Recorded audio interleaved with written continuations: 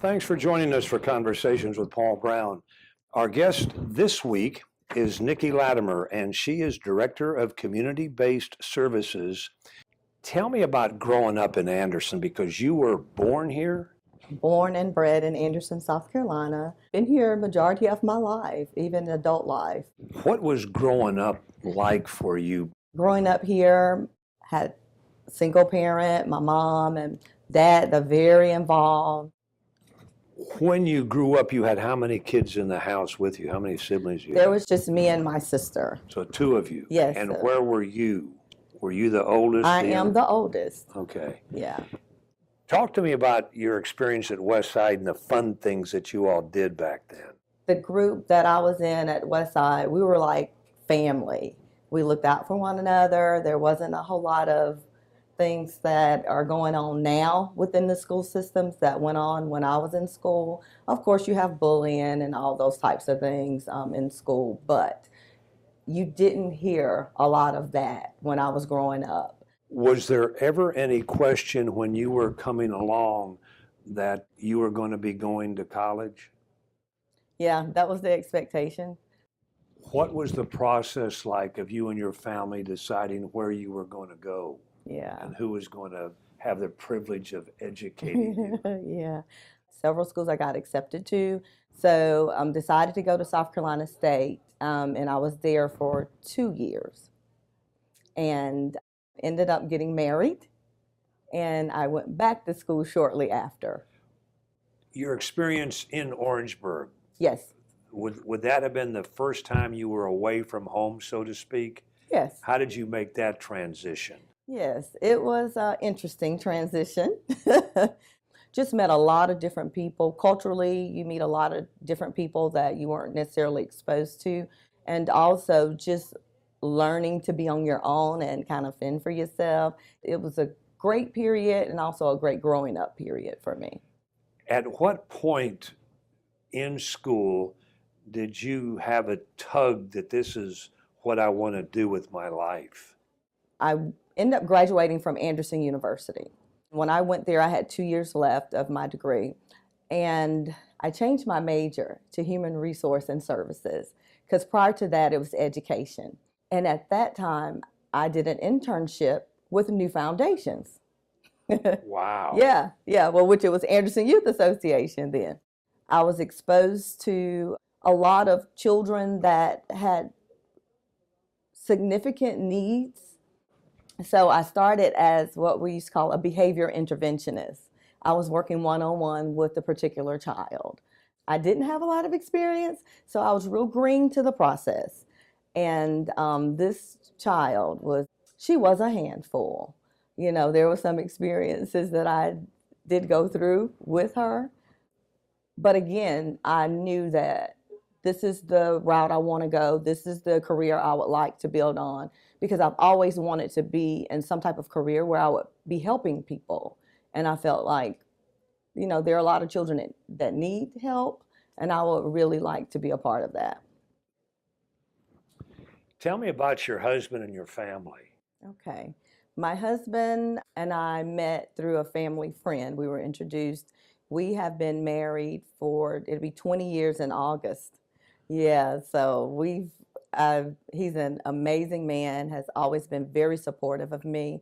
He was actually in law enforcement for about 20 years, still in somewhat the law enforcement field, but just an amazing husband, an amazing provider, an amazing father. He's from here? Yes, he is from Anderson. And tell me the story about, you said a friend introduced you to him. Did he say, I got somebody I want you to meet, I want you to go out? Was it a blind date? What was that like? Well, it wasn't quite a blind date, because I knew of him, but I didn't know him. And I thought he was significantly older than me, but he's not. He's almost 5 years older than me. But my cousin, basically, she said, I have someone I want you to meet. And he's a really nice guy. And I was like, I don't know. But anyway, we end up meeting and going out, and we've really been inseparable ever since. Our guest is Nikki Latimer, and we're going to continue our conversation with her.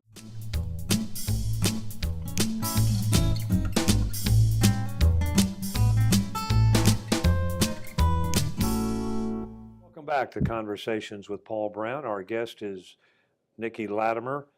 The history of the group that you now oversee, so to speak, began really back in 1974. Give me the early history of what this started out as and what it has become. Yes, in 1974, there was a group home that was called the Youth Treatment Center for Boys, and they basically focused on males placement. The location, if I'm not mistaken, was out near where the county jail Yes, it is, is. that Yep. building That right long there. brick building Yep. next to the jail. Yeah. Yep. So they were out there, and later they changed the name to Anderson Youth Association. And a lot of people knew us as AYA. And during that time, I was actually working for the agency. And currently, we are New Foundations Home for Children. Children are having problems at home Yes. for whatever reason. Mm-hmm. Parents can't help them, can't seem to provide them the direction that they need. Do they come to you before they get into trouble, after, or during? Well, it really depends, because all of the children that are placed at New Foundations is not necessarily a troubled child. It may be that they've come from a very chaotic family life and they were not able to provide the stability that they need at home. So it's not necessarily every child that we have received is because a child is, involved with maybe other agencies like Department of Juvenile Justice, or they have some type of criminal record or anything like that. That's not necessarily the truth at all. Some are, Some are, yes. but there are others that just are having family issues, and either the parents can't help or the kids can't communicate, and you get them. Yes. When they come into the program, when they're accepted, what kind of help are you in a position to give them, and what's the ultimate goal? Okay. Depending on the purpose or reason why they're placed, but all of our children have therapy. Therapy is given to them, and normally we focus with trauma-focused behavior, cognitive behavior therapy for all our clients, because the majority of them have been exposed to some sort of trauma.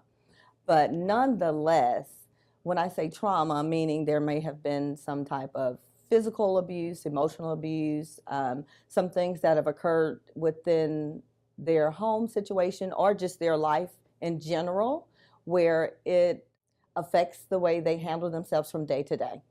So we do offer therapy. All of our children are involved with a licensed therapist, and they're provided with those services. And some actually are involved in family therapy, depending on how involved the families are with their children. When they come into the program, do you house them, or do they do this while they're still at home? Yes. Well, at the residential facilities, which is Male Pathways, and our program on Standridge, the children are housed there. Yeah. With a house parent? There are staff on duty 24 hours a day. There's several staff on duty. And then they go to a normal school situation, and they just come home to this new home? Yes. Some of our children actually are in the District 5 school system, and then there are some that are more homebound, and we also have some that go to the alternative school. So we do have children that are able to actually go out in the community and be effective. The biggest challenge that you and the staff have in trying to help these young people is what, do you think? I think that sometimes when a child comes into care and they have been involved in a lot of trauma throughout their lives, maybe they've been in and out of the system or in or out of care, it's difficult to reach them, for them to get the understanding that we're here to help you. We're here to make sure that your future can be bright just as the next person. But sometimes some children, and just like adults, they've gotten beaten down so much that they just don't see the light at the end of the tunnel. But when we do get those children that actually have come from dire situations and they're actually very successful in their lives, it's worth it. It's worth it just to see that. We've had, I think this last October, had a client that graduated from the Male Pathways program who is now enlisted in the service, and is doing extremely well. He was able to come and speak with the board members and everything. Very intelligent young man. But during his stay or prior to him coming into care, his family life was not at all what you would expect from a young man who have been so successful now. The ages of these young people that you help range from what to what? The ages range from, I think the youngest for the GCIS program is 10. And GCIS is what? Group Care Intensive Services. And that program is the one that's on Standridge Road. We house girls and boys in that facility. They have wings of the building. And then how old? The children age out at 21 with the Department of Social Services. And on their own, can they leave at 18? Yes, they are allowed to sign themselves out of care if they choose to at the age of 18. You've not been here that long, but you already know of some of the success stories that you have been able to provide. Just share one with us. Yes. With therapeutic foster care, I've actually been the program director for this program since January. And prior to me coming to this program, there was a definite success story where we had a foster parent that adopted a young lady. She's 18 years old. She was adopted, I think, once she turned 18. And she was able to attend college. And from my understanding, she's still doing very well within the program. So that is an encouragement for older children who feel as though they cannot be adopted once they hit a certain age. All children, if their parental rights have been terminated by the Department of Social Services or an attorney judge, will terminate parental rights, they are adoptable kids. But a lot of parents or foster parents you see may want younger children. So when we see one that actually is interested in an older child, because you're dealing with a lot of different emotions and behaviors, once you're hitting that teenage age. And I thought that was just an amazing thing that this young lady was able to just fit right in with that family. You wouldn't know that she was adopted. You wouldn't know that she didn't belong with them, and for me, that was definitely a success story, and I would really love to see more success stories like that in the near future. What keeps you and the others that are employed in this work continuing to do what they do every day? Yeah, for me, I have a desire to help. I've always wanted to help children because they're so vulnerable, and I've seen how they can do well if they have that one person, if it's just that one person or that one family that will love them unconditionally, be very supportive of them, and they know that although I don't always make the right decisions, I can still go back to this family. And for me, with fostering, because my husband and I are licensed foster parents, so this isn't something that I just have a passion for to place kids in other people's homes. I've had children placed with me, so I understand the importance of a family, a loving family to have for any child that may not have been able to experience that. And you can really see the growth in the children as they get older just by what you've incorporated. And it's just simple. The same things I would do with my own children, just show them that they're loved unconditionally, show them that they have the support of the family, and really show them that they are safe in the home. And those are the things that really make me want to come, every day to work. And that's why I'm so passionate about getting more therapeutic foster homes licensed in the Anderson area, just really the upstate area, because a lot of our children who are in therapeutic foster homes are actually placed outside of their county of origin. So there may be a child that's from Anderson County that's placed in Charleston. Well, why can't we have licensed foster homes and families in this area that would be more than willing to accept a child in their home?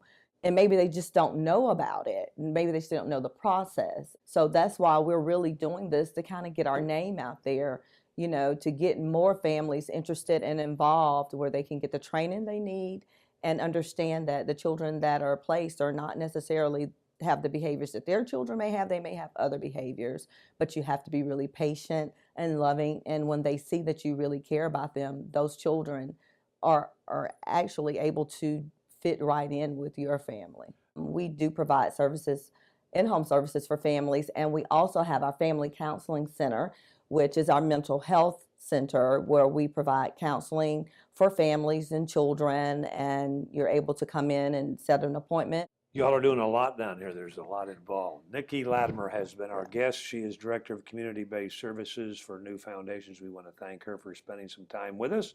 We want to thank each of you for joining us and invite you to be back with us next week, same time, for our next edition of Conversations with Paul Brown. Until then, take care, everybody.